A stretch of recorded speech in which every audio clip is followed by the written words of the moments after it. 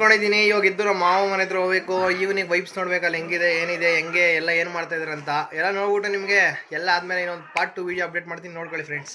ನಮ್ಮ ಮಾವ ಮನೆ ಬೆಳಗ್ಗೆ ಎಲ್ಲ ತುಂಬಾ ಜನಡಿದ್ರು ನೋಡ್ರಿ, ಯಾರು ಇಲ್ಲೆಲ್ಲ ಖಾಲಿ ಖಾಲಿ ಆಗೋರೆಲ್ಲರೂ, ಗಾಡಿಗಳಿಲ್ಲ ಏನಿಲ್ಲ ಫ್ರೆಂಡ್ಸ್. ಬೆಳಗ್ಗೆ ಬಂದಿರಿ, ಪೂಜಾರಿ ಇದ್ರು, ನಮ್ಮ ಮಾವ ಇದ್ರು, ನಮ್ಮ ಅಕ್ಕ ಇದ್ರು. ಇವಾಗ ಯಾರು ಇಲ್ಲ ನೋಡಿ, ಯಾರೋ ಒಂದು ಅಜ್ಜಿ ನೋಡ್ರಿ ಏನೋ ಒಂದು ಬಟ್ಲಿ ಇಟ್ಕೊಂಡ್ ಬಂದೈತಿ. ಇಲ್ಲೇ ಏನ್ ಮಾಡೋದೇನೋ ಗೊತ್ತಾಗಲ್ಲ ಫ್ರೆಂಡ್ಸ್.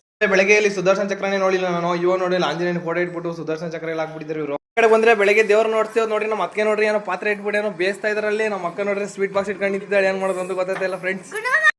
ನಾನು ಹಿಂಗೆ ಲಾಸ್ಟ್ ನಮ್ಮ ಮಾವ ಮನೆ ಕಡೆ ಬಂದೆ.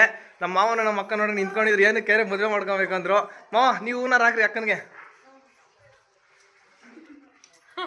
ಚಪ್ಪಾಳೆ ಹೊಡೀರಿ ಎಲ್ಲರೂ. ಅಕ್ಕ ನೀವು ಹಾಕ್ರಿ ಮಾವ ಹೂನಾರ.